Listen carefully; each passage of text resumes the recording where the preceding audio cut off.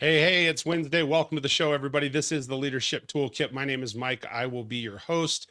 As with every single week on this show, I am so blessed and thankful to have amazing guests, some that reach out to me, some that I reach out to, some that are in my leadership circle of friends, if you will.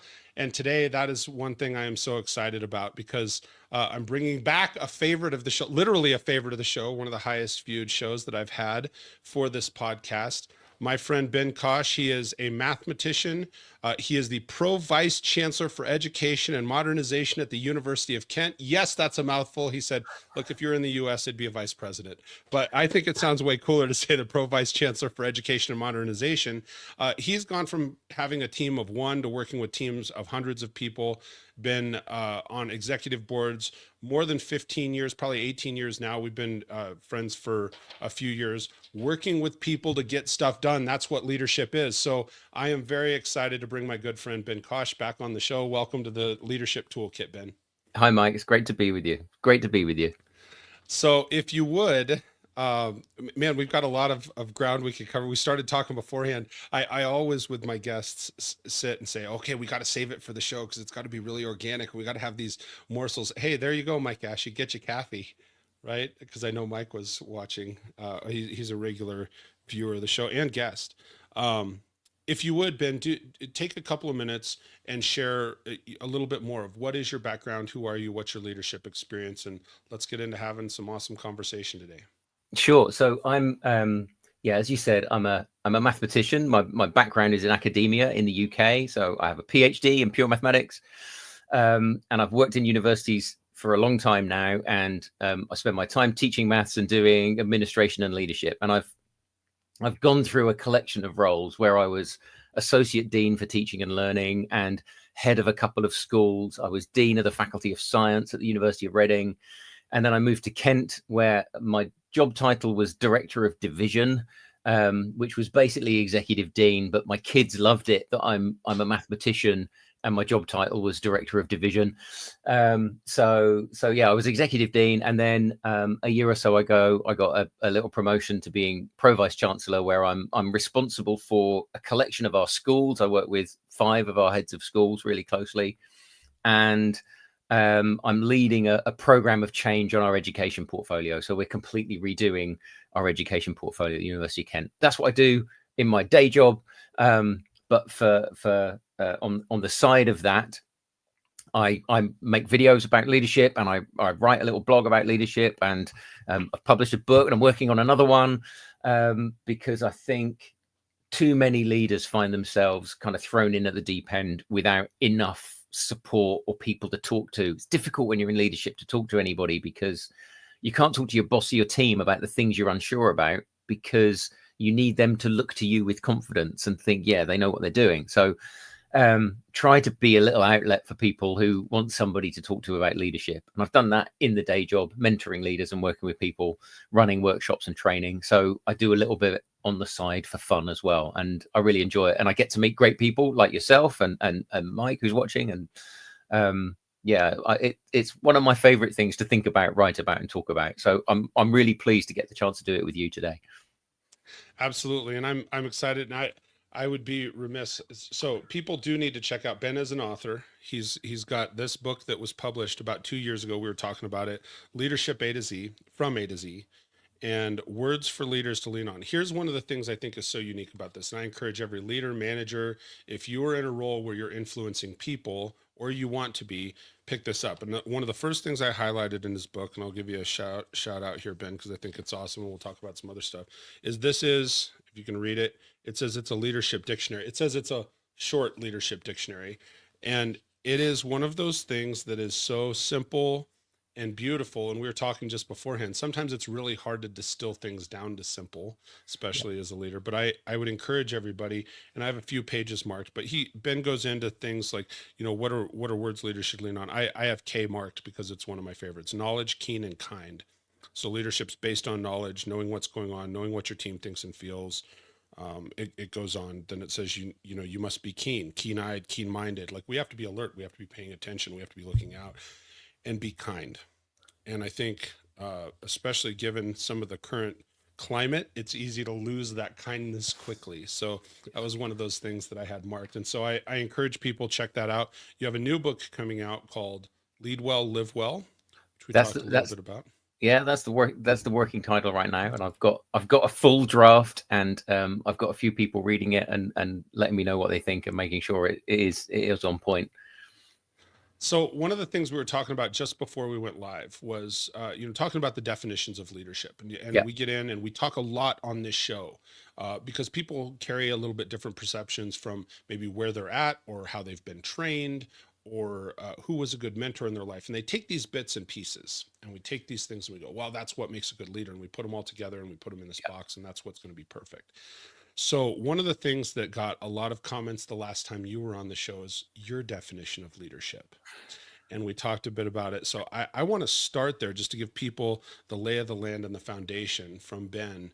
Can you expand on, previously when we were talking, what is your definition of leadership? How does a leader lead? sure. And it's really interesting to me because actually in the new book, Hmm. I give your podcast a mention, Mike, and I say something along the lines that every week you have fantastic leaders and really interesting people from all sorts of different walks of life and with different perspectives on how you do this leadership thing. But it's fascinating to me when you ask them that question, say, what is leadership to you? It's just fascinating to me how many of them really struggle to answer the question, even though they do know the answer, because they do it every day. Every day they're working with people to get stuff done, and they make it happen. And the way they talk about it with you through the conversations, obviously they do know, but they can't get it down to it's this thing. And in the new book, I talk about three things that have to come together to give you a full kind of picture of what leadership is. Sure. The one in the middle is my definition. The way I say it is it's understanding what's going on, figuring out what needs to happen, and working with people to make it happen. And the reason I put those three chunks together is lots of the stuff that talks about leadership, it focuses on the last bit. It's about working with people to get stuff done, and doesn't really dive into the understanding what's going on and figuring out what needs to happen. Right. Yeah, I mean, John Maxwell says leadership is influence, nothing more, nothing less. My immediate response to that, which is a huge conceit, I'll grant you, but it's a huge conceit to pick John Maxwell up on something, right? So I know that. But I would say influence about what? And I think that matters. So when you look at the great leaders of history, and you can pick whoever you want for this, but they understood something was going on that needed changing. They figured out what that change needed to be, and then they worked with people to make it happen. And so I like that kind of three part. You've got to spend some time in the context and working out what you're going to do. So that's my definition. No, and I love it. I remember that. I had it on my sheet here because I was like, okay, I want to see if any perspectives have changed. But I think that it's one of those things that it can be hard. And I find it interesting that you bring that up because I'll ask people, say, hey, give me 3 to 5 characteristics, or what is leadership to you? And then there's we were talking even beforehand, it's like politicians, and that's a hot topic right now. Not that we'll dive down that rabbit hole, but there's sometimes a dance that has to take place, right? Well, what is leadership? Well, let me dance around this. And you were saying something about, well, so oftentimes people, leaders, politicians, so forth in that realm are so far ahead of the curve, right? They got to do this dance around what the question is to come back to the question and really distill it down to something that is simple. Yeah, and that so on the politician's question, Hmm. there's often something where people are accuse politicians of not answering the question that they asked. You had your things you wanted to say and you say them, and sometimes for sure that's true, right? Politicians Sure. come to a media engagement and they've got their lines and they've been given the folder and they've spent time on the plane or on the train getting there. They've learned their lines and they just say it. There was a really comical interview with our last prime minister, a guy called Rishi Sunak, where the interviewer asked him the same question in sort of 6 different ways. And Okay. every time he just repeated the same words. And he was doing it because he knew that in the news package, they would only use one chunk. And as long as he kept saying the same thing, they were bound to use that. The trouble is they used all of it and he just looked completely ridiculous. So on the one hand, people do have their prepared lines. On the other hand, the other thing that often is going on is the politician is dealing with the situation from all the way up here. They've thought it through. They've got through everything. They've thought this through. They've got to here. And when you're asking the question, you're asking it from back here. And your view of the whole thing is really different to what's going on. And you get really stuck in that different change curves. There was I had a situation once where we had a new Vice Chancellor arrive at the University of Reading, and they did a big kind of, it was like a welcome address where we booked our biggest lecture theatre, which seats about 500 people. And he was up the front and he talked for 15 or 20 minutes about the way he saw the university and what he was hoping to achieve while he was the boss, and all of this kind of quite grand strategic vision for the institution. And he asked, is there any questions? And person put their hand up and they said, I really want you to deal with the fact that there aren't enough vegetarian, vegan, and other alternative food options in the catering on campus. And it was just this huge distance between, you haven't said anything about that. Why haven't you said anything about that? Which the honest answer was because he hadn't thought about it at all. But that's what was on that person's mind. So I think the lay of the land we're looking at things from is really, really important. And it matters a lot when you're leading your team, because you're going to be in a different place, and looking at the perspective from your point of view is going to be very different from where your team are looking at it from. And we have to remember that. So let's talk about that for a minute, because a lot of times I think you bring up a really valuable point, is that so far, most leaders, lots of people in leadership roles, we're trying to be out on that forefront. We're pushing forward. We're moving through this. We're, casting the vision. Here's the goal and here's where we're headed. How important, well, first off, two things, I guess. One, how important is it to slow down and then get into the same space as where your team might be? And secondarily is, how can you do that without looking like you don't know where you're going? Yeah. And yeah, so I'll come back to my definition to start this answer. So I started my definition with understand what's going on and figure out what needs to happen. And to some extent, it's the leader's job to do that on their own. But you have to do that really through engaging with your people, with the team that you're working with the customers that you serve, whether they're actual customers that buy things or they're the other parts of the organization that you work with, that your team serves in the organization. Sure. And there's a real engagement piece that you have to do with the people around you that are going to be affected by your decisions, that often leaders either feel like they don't have time to do, or it doesn't occur to them to do, or they've, another conceit, they've got that idea that the leader has to figure it out and say what their vision is. And we often ask leaders, what's your vision? And I don't like vision because it sounds like it's a magical thing that it just comes to you. And poof, it just arrives in your head. This is my vision. Whereas ideally, actually, no, your vision should be shaped by talking with the people you're working with. And the biggest thing that leaders can do to avoid that distance and that gap is to spend time talking about what the vision should be with the people that it's going to impact the most, the people who are going to have to deliver it, and test ideas. So you can say things to your team like, I'm thinking about trying this new piece of software to do this process for us. What do you think about that? Does that feel like something we should do? Tell me about it. Have you used it before? Do you know anyone in the industry who's using it? What's your experience of it? Sure. And all sorts of things will come out.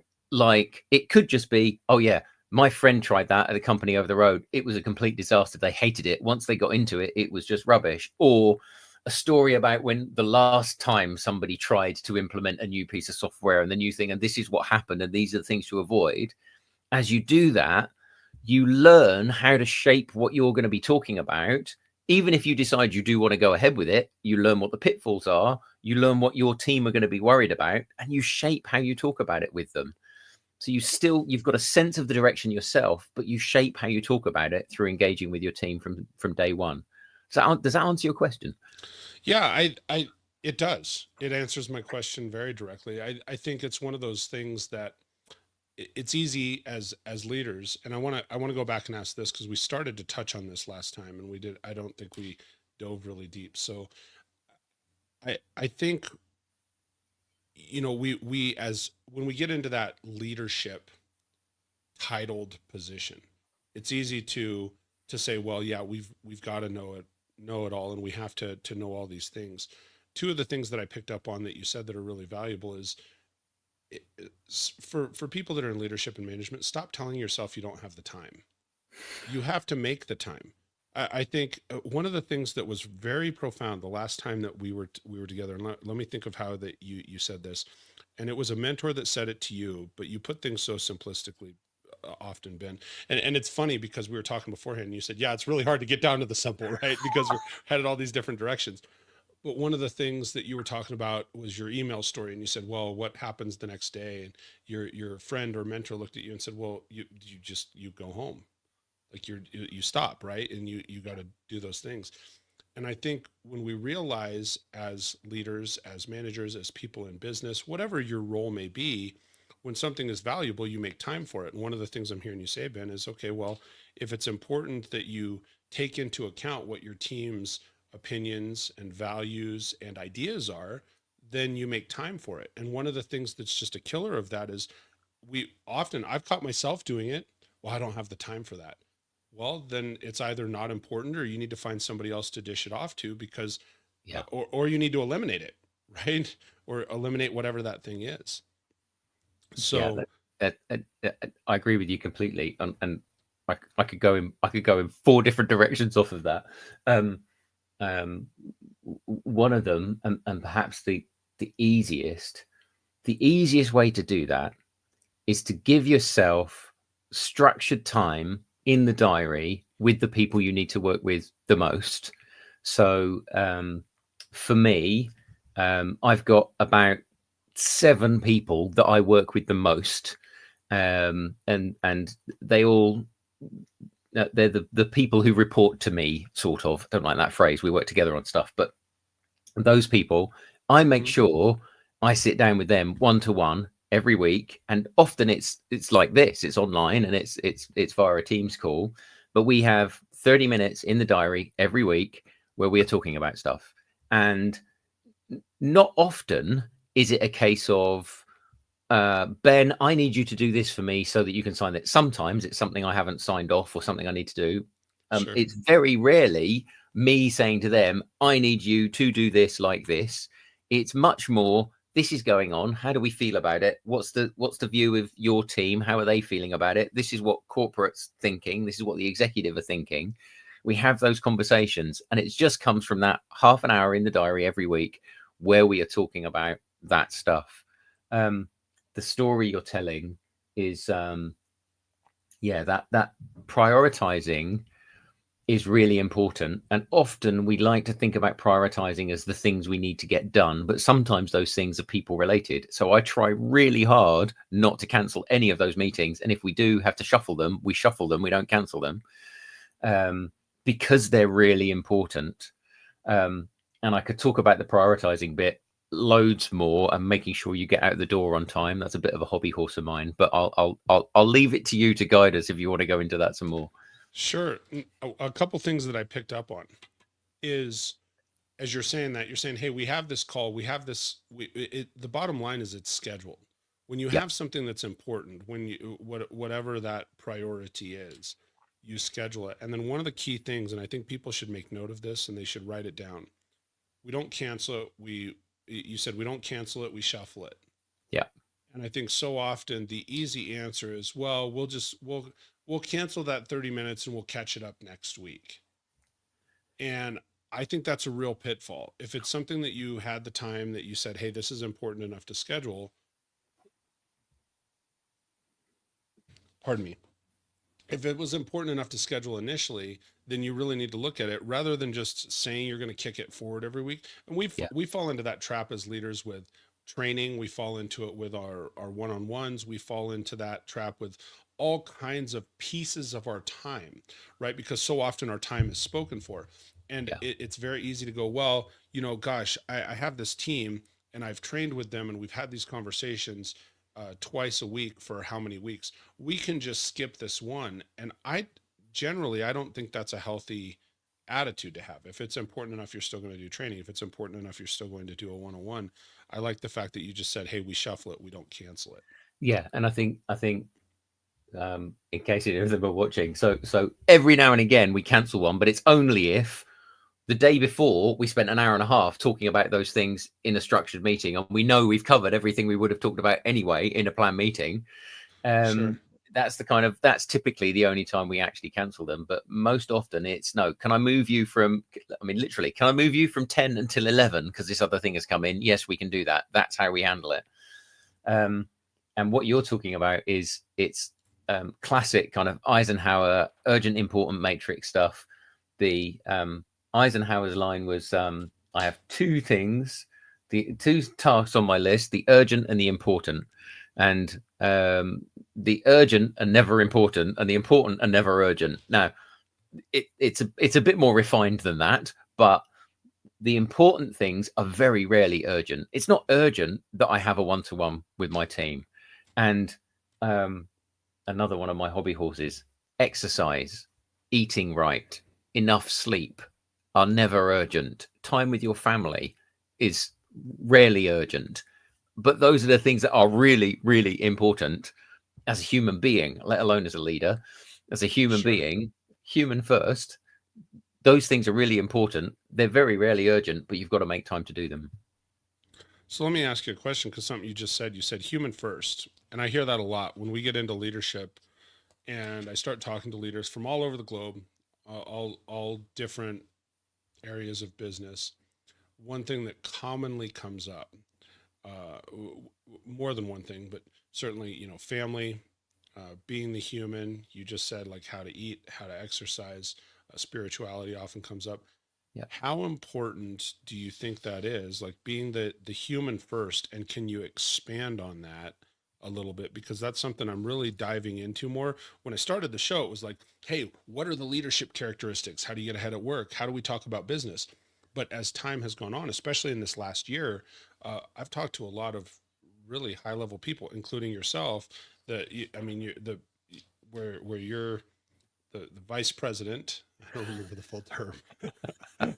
Pro Vice Chancellor, but yes. Like there's a lot of stuff going on, and still, as we sit here and talk today, you're like, hey, these are the things that are really important. Yeah. So how do you, one, can you expand on it a little bit, and two, how do you manage that in your life? Yeah. Okay. So I'll expand on it a little bit in two directions. So, and I'll tell you a story about a colleague of mine, Karen. Okay. And you mentioned my upcoming second book. The book is largely Karen's story, and it's Karen worked in one of my teams when I was head of a big department. I was quite a long way in my leadership journey, and the start of our conversations was that the word leadership had dropped into her job description, and she was clever enough to know that she didn't really understand what that meant. And we started talking about, she sort of badgered me and said, but what does it mean? What's expected of me to deliver against that thing? And that's one of the things that got me started thinking about what my leadership definition is, how you contrast leadership with management, because she was used to managing things, but she said, so what's the difference? And we started talking about that.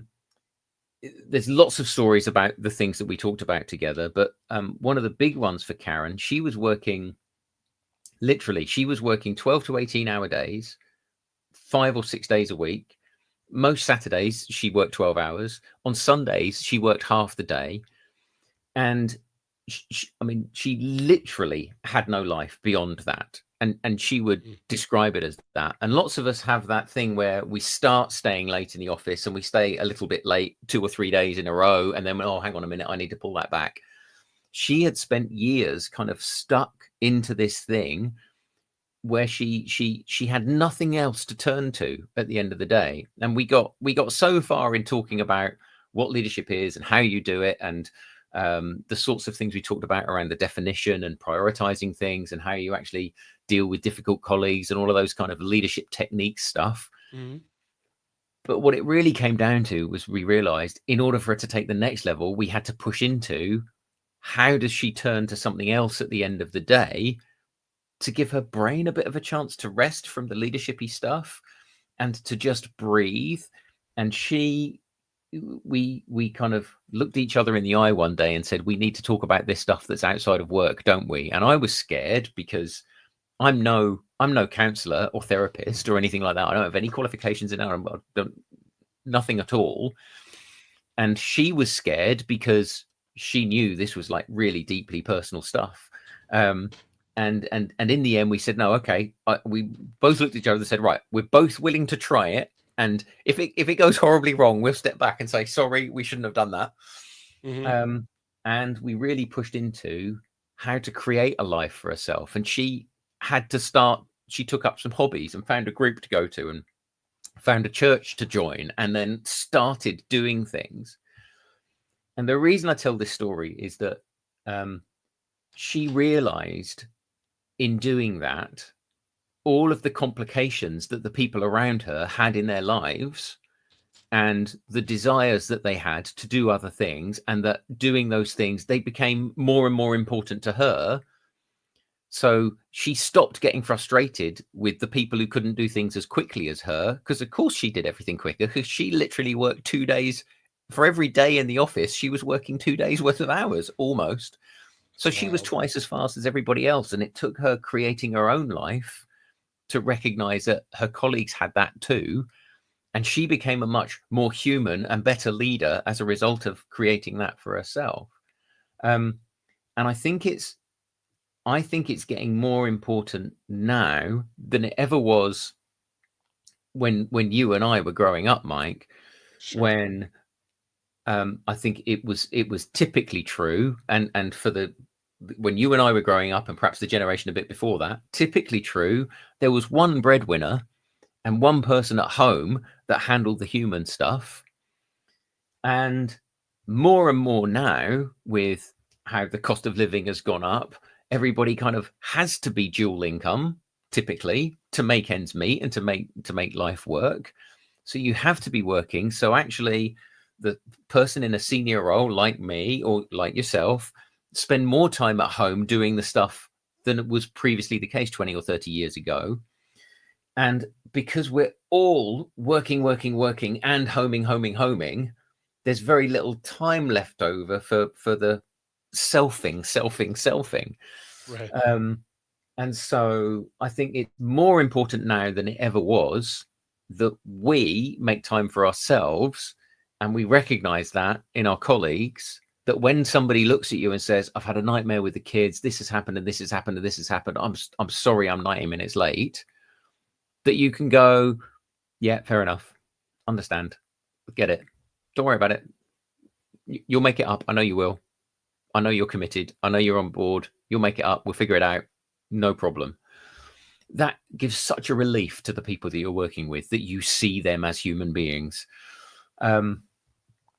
You asked me how I protect that for myself. That's a really good question. And I don't always do a good enough job of it, but go on. Neither do I. I think especially you brought up a good point, like generationally, it's easy to fall into how our identity, right? That work identity. And one of the things that you brought up, and some of the things I'm hearing you say, and I'm pulling out of that, you said Karen was her name.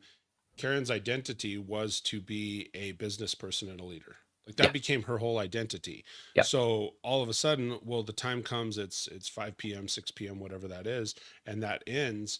All of a sudden there's a complete, like for, you said she ended up joining a church and having some, other conversation. but it's like, how do you all of a sudden, how do I turn that off? All of a sudden you go from being this business person, this great leader, and how you, what your identity is, to now I've got nothing. And I think Yeah. a lot of leaders fall into that trap. I've fallen into that trap. I Yeah. also think one of the other things you brought up is like being the human part of it is, and it's crazy because we were talking about this in a small group at church last night. I'll digress to that in a minute. But when you're talking about the human first part of it, it's also, we as leaders, how do we identify the staff? Or do we just say, well, they're a staff member, or they're a human with real emotions, problems, all the same crap that we've got, that, you know, we sit behind this facade and go, yeah, but I'm a business leader, so that's what I am. Or and so I think that's a really valuable point, not just from our own perspective, but when we are managing and leading people, take a step back sometimes, because I've been there, you've been there. For the people that are listening to the show, we've been there, that it's like there's still a level of humanity. And you brought up another extremely good point of the person that used to human behind the scenes from home. Like for me, it's my wife and I, that that person used to have that connection to humanity and the emotion and the love and all of those things, to be able to remove the layers of work and leadership and business in the past. And now they're full up trying to identify as a business leader or a business person or a staff member or a customer service person or whatever it is as well, because they've had to enter into that. So I think that's a very unique perspective that you're sharing there. And one of the things, I'll throw this out there, and this doesn't have to be answered, and I'll come back to how do you do it for yourself, because I need to know. I always say I learn as much from my guests, so I'm taking notes over here, Ben. You know how I roll. One of the things,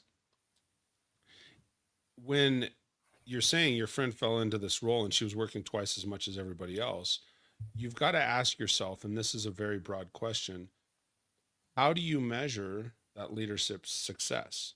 How do you measure a good leader versus a bad leader? Yeah. How do you measure, well, hey, if I'm that's my identity, is I'm supposed to be this kick-ass leader, kick-ass manager. And you know, we talked about the differences in definitions in both previously and so forth. But if that's what I'm supposed to be, how do I measure that? How can I measure that effectiveness? Yeah. Okay. So I think one of the reasons that I'm calling the new book Lead Well, Live Well, and I started calling it the Leadership Success Formula. And I think there's a Jim Collins quote that is, if you've got more than 3 priorities, you haven't got any. So which is one of my favorite quotes about life. Actually, is about life, not just about leadership. But the second, I wanted to get kind of leadership success down to 3 words if I could. You know, this book has got 170 words in it, and that's good and it's fun. But I wanted to get it. If I had to pick 3, what's the 3? And I call that the Leadership Success Formula. But I realized that if you're hitting your KPIs at work, but your life at home is a car wreck, well, that's not really success, is it? No. So somehow, and everybody's got different definitions of success for themselves. You've got to figure out what's your definition of success. And the arc I take in the book is that you've got to figure out what your 3 top things are, and just as well. So kind of both don't want to give it away, but do want to give it away. So the 3 words I pick are prioritize, engage, and deliver. So what are the things you've got to do? How do you engage with your colleagues? And how do you actually deliver stuff is what leadership success relies on. Life success relies on those 3 things as well. What do you want to prioritize? What are the things that are important to you in your life? And career is one of those, but there's a whole pile of other things that might be important to you. And for me, one of them is this. Doing this is important to me. Yes. I couldn't point to why. I just know that it's important to me to be kind of talking about this stuff with you, and with the hope that it will latch on to somebody who's really struggling with something and go, oh, that's really helpful. So this is important to me. How do you engage as you're doing that? Here we are doing it. It's good. Doing the thing. And what do you actually deliver? What's the thing that you actually put out into the world that arrives and says, this is what I've done? So how do I do it for myself? Well, actually, I want to pick up just one in terms of recognizing that you see people as human. One of the things I've started doing lately is the organization I work in, we employ about 3,000 people, and you often get sat in a meeting with 10 people from different corners of the organization, and you start the meeting with a quick go around the room. Who are you? What do you do? And why you're in this meeting, right? So it's, sure. I'm Dave Smith, and I'm the director of marketing, and I'm Joe Blogs from IT, et cetera, and go around. Typically in those meetings, everybody already knows who I am because I'm a pretty senior person in our organization, and typically everybody knows who I am. And lots of times this is on Teams now, so you've got your name right there anyway, so they already know your name. Sure. I have taken to saying in those meetings, I'm Ben Cosh, I'm a singer-songwriter, and I'm a terrible golfer. And when I'm not doing that, I'm Pro Vice Chancellor for Education and Modernization. And it's like, I don't do it when we've got externals. Typically, when we've got externals, I'm 100% professional. But when I'm in an internal meeting just with our colleagues, I wave just a tiny little flag that says, hello, I'm a human being. And I let, in saying, hello, I'm a human being, it's a little reminder that, and I know you're human beings too. And I think that's quite important. Or if I've got to deal with the school run, as often I do, I'm not shy about saying, I'm really sorry, I've got to go because I've got to go and pick up the kids. And again, that's a senior person in the organization saying, I'm a human and I've got a life to deal with, so that they know that if they're in a meeting with me and they've got the school on the phone and they need to talk, they said, listen, I'm really sorry, but I've got to take this call about my kids. They know I'm not going to have a problem with that because I've given them a clue that I'm a human. If you're paying attention, you've noticed I've still ducked the question of how do I look after myself? Well, I'm paying attention. Trust me, I'm coming back to that. Ben, you know how I do these. I know. But I do want to point out a couple of things that you brought up that are super, super valuable. Then I'm going to ask another question. We're going to come back to how you do that for yourself. Okay. I do have an answer, by the way. I'm not going to duck it endlessly. I just like talking about this stuff and can go on and on. I love it. You know. So when you're saying you have to support the same, okay, I got to go get my kids. And I run into that situation. Got to pick my daughter up from gymnastics. I've got this going on, or my kids got to be on two different ends of town. My wife's doing this and I'm doing that. Yeah. One of the things that is extremely important is you have to offer, you as a leader, and I'm speaking to the people that are listening to this podcast, that are watching this podcast, you have to extend the same grace to the people that work with and for you. Yeah. And I think, and you said that directly. I just want to make sure people really hear it, because so easy. It's like, well, what's for me, but not for thee type of deal. Right. And it's like, no, if you're going to do that and you're going to be human and you're going to peel back that piece of the onion in your life, hey, this is what I do. You have to be willing to extend that same sort of grace. And by doing that, people will see you as a human. People will trust who you are. They'll trust that what you say and what you do coincide, and they will follow you as a good leader. That's one of the things I just want to point out. The other thing I think is interesting, because you said, hey, you know, when we're outside of in there with colleagues, we have a third party in here, that I make sure and present myself professionally. And this is, I'm just curious, what defines professionalism? Well, so I'm not sure I can answer that question, but I can expand on what's in my head by when I said that. Yes. So I'm always one, actually. If I spot an opportunity for a punchline, I'd like to take it. If I can see a way to inject just a small note of levity into the proceedings, I try and take it, because I think it helps. I think it's just a part of that being human. that actually we are all in this together, and if we can have a small laugh at something relatively insignificant, that is actually important as part of the vibe for the meeting.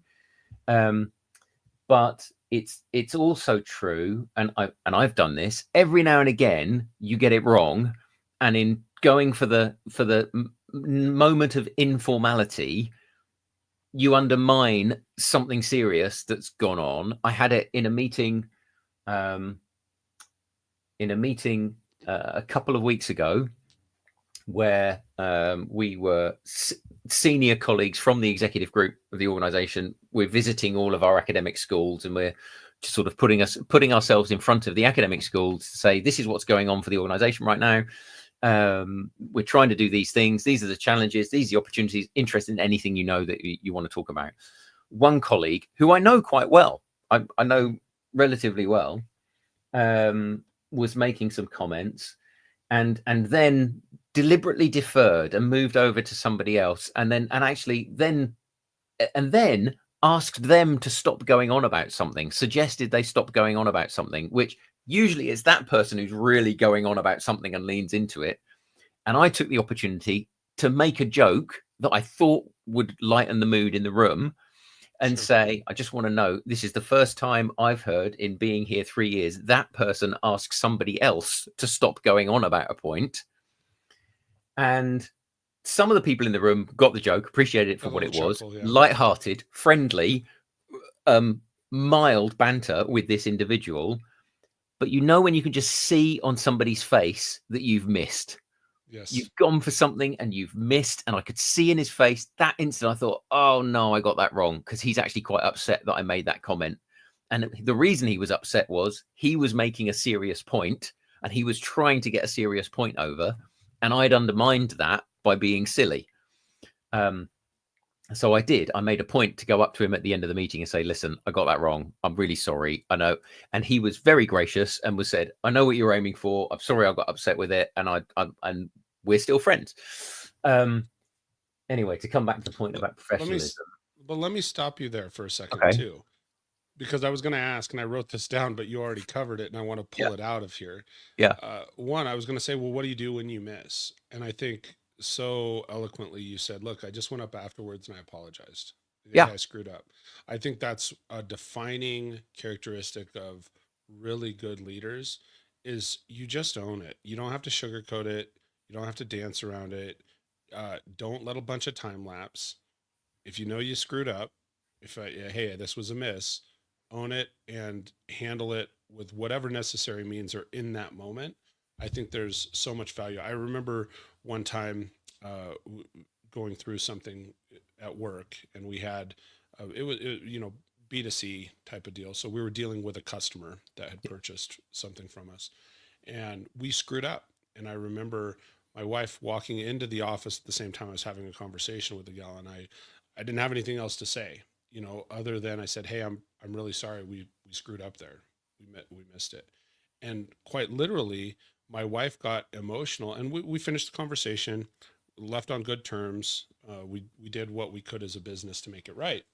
My wife got a little emotional. She says, do you know how rare it is just to hear somebody say, I'm sorry, and really own it? Yeah. And I think that's very powerful that you bring that, and you're bringing it just like we're going through conversation. You're like, I went up to him at the end and I said that. For me, I'm slowing down to just point that out to people that listen to the show. It's like, there's so much value in a genuine apology and owning a mistake as a leader when you make one. Real quick, before we come back to two things also, I want to put this on the screen. If anybody's listening to the show, I know we have a lot of video viewers and so forth, but make sure to connect with Ben. You can check out his website, and we still got a little bit of time here, but bencosh.com. It's bencosh.com. That's his website, where you share blogs and insights. You've got links to all of the things. Your current book, your upcoming book. You can get there's links to the book. It's worldwide on Amazon, and you could also, if you want to, you can have a PDF copy for nothing off of the website. There's a free PDF that's got tools to help you prioritize, engage, and deliver, basically. I'd love you to have that. There's also a thing that helps you get out of the office on time. We've got a little mini training course. And there's a contact form if you just want to send me a message and say, hey, I'm dealing with this, can you help me? I'd love it if you do that. I'd love to have a chat with you. And from being in groups with you, I will tell anybody and everybody this, because we're in a small group together online, and so often we'll ask questions. We all have our own perspectives, and people will ask questions and say, hey, what do you think about this? And I can genuinely say, like, there's some of us that are a little rough cut, you know who I'm talking about, myself included. Ben is one of the kindest, most eloquent, genuine responses we will ever get from any of those things. So when he's saying that, I would encourage anybody, if you really are saying, hey, I want to know an answer to this, and you want a real answer, Ben, I say that wholeheartedly. Like, there's that's something you're fantastic at. Thank you. Also, and though you're welcome, and though Ben says he's not super active on LinkedIn, I always share LinkedIn.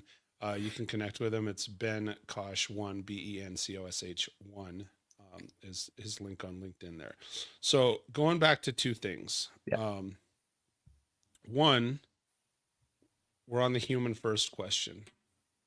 How do you do that for yourself? How do you keep yourself grounded? How do you, I guess, stay balanced in leadership and life, and from being the vice chancellor to being the vice president of your own home, being dad? Yeah. No, I'm very definitely the assistant manager of my home. There's a whole there's a whole comedy routine. A guy did this. There's a little, if you look up I'm the assistant manager of my home, you'll find the comedy routine that I could parrot, because my kids loved it, because they said, yeah, Dad, you're definitely the assistant manager of the home. Same. And yeah. So there's a thing I realized a little while ago, that's about that thing where you're in leadership and there's too much to do. Your team, your boss, your customers, the business will pour stuff at you, and you could work 24/7 if you could just be there for hours and hours and hours. And the Lead Well, Live Well book that's about to happen is kind of all about dealing with that, really. The training course I mentioned is specifically about how do you deal with that, and how do you actually get yourself out of the door. What I realized was, when we're in that situation where we find ourselves staying late in the office and it's getting more stressful and you're more tired because of that, the things we're putting off are usually the things that actually help us deal with the stress. So for me, typically it's playing the guitar. It's hanging on the wall there. It's never very far away. I write songs and sing songs, and I go and play at little open mic nights. And I've got no pretensions to being famous. I just really enjoy making music. It's something I did growing up, something that's been in my family for years. Making music is just a thing that makes my heart settle and my whole body breathe. And the busier I got at work, the fewer nights I would go to these music nights, or the fewer times, and often they're once a month, and you miss one, and then you haven't done it for 2 months. But that's the thing that gets put off. So it's the putting off the thing that makes you most human, that makes you feel most like you. You have to prioritize that, and it is okay. It is okay to leave the office at 5 o'clock to say, no, I've got my thing tonight. Whatever your thing is, whether it's yoga at the gym, or story time with the kids, or going to watch your daughter compete in gymnastics somewhere around the country. I've got to leave the office at 5 because I've got my thing, and it's really important I do that thing. And what Karen found, to come back to her story, yes, she found it really hard to switch off from the office because she literally had nothing to switch on. There was nothing there. So she had to create that from scratch. So I think my biggest answer to how do I handle it for myself is I make sure I prioritize those things that make me me, and give myself time to do them. And doing this and making YouTube videos that, I'm delighted if it gets 70 views. So I know I'm not I'm not climbing a ladder in any sense, or I'm climbing very slowly. But I do it for me as much as for anything else. It's for me as an outlet to be a bit creative, and so I make my time to do those things. I try to eat. I eat pretty well. I try to make sure I get enough sleep. I've really slacked off the exercise, and I need to pick that back up. Is my sort of honest response to Dr. Sure. Mike. No, I had Dr. Mike. Come on now. I think as you're talking and I think about these things, it is so often those things when you were talking about urgent or important. The urgent things is what we fall in the trap of trying to get done, and there is no finish line so often. Yeah. There's never going to be a box to check to say completed. When it comes to work and leadership, it's the important things that really feed our soul, like what Yeah. you're talking about, playing guitar. Interestingly for me, like doing this podcast and connecting with people is something that it just feeds my soul. I've said it regularly. I learn so much from the people I have conversations with and build relationships, and that's, to me, that's just it's a chance to step back. And as much as I want a show like this, and I know it has, like, Ben, you've shared so much good information today. You always do. Like, every conversation with you it's amazing. The As much as I want that to feed everybody else's soul and serve other people and help grow them, I'm sitting here going, how did I even end up in such an awesome place such as this? And then secretly, I'll share another one, and it's so easy to get away from. I was a partner in a roller skating rink years ago, Right. and actually, my wife and I met at a roller skating rink, and it's one of those things that to this day I love. I'll be 50 years old this year, and I will still, like, that's the time you go, you listen to music, you let everything else go, and it's so easy to say, hey, that's time for me, when I'm not worried about anything else. I'm not worried about, what, who the next guest is on the podcast, or what's going on in the business, or how can I beat Google in digital marketing. You're just in the moment of, hey, it's fun. And as you're bringing that up, it's like, I'll tell everybody this. I was still going on Sunday nights. I haven't for a few weeks because someone cut me off and I actually fell and hurt my ankle. But that's my excuse. That's my excuse, because it's like, the reality is now I could. And oddly, my 18-year-old son is now DJing at a roller rink. He's like, Dad, come on, you got to come and do this. And so it's one of those things that it's like, it's that family time. It's that important stuff that feeds our soul. Yeah. I think that's a Absolutely. good message.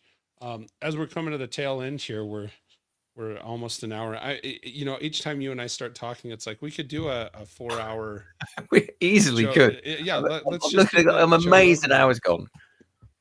It flies by, and it just flies by. So, a couple of things I will share again. If anyone wants to connect with Ben, a couple ways to do that. bencosh.com, bencosh.com. Like you said, you can send him a message. You can connect with him on all of his socials. Check out your YouTube channel's The Leadership Jetway, correct? Did I So spoof that, or you updated? I dropped the Leadership Jetway. I Okay. just went to my name, so I'm just Ben. I think my handle is at Ben Cosh Leadership, Okay.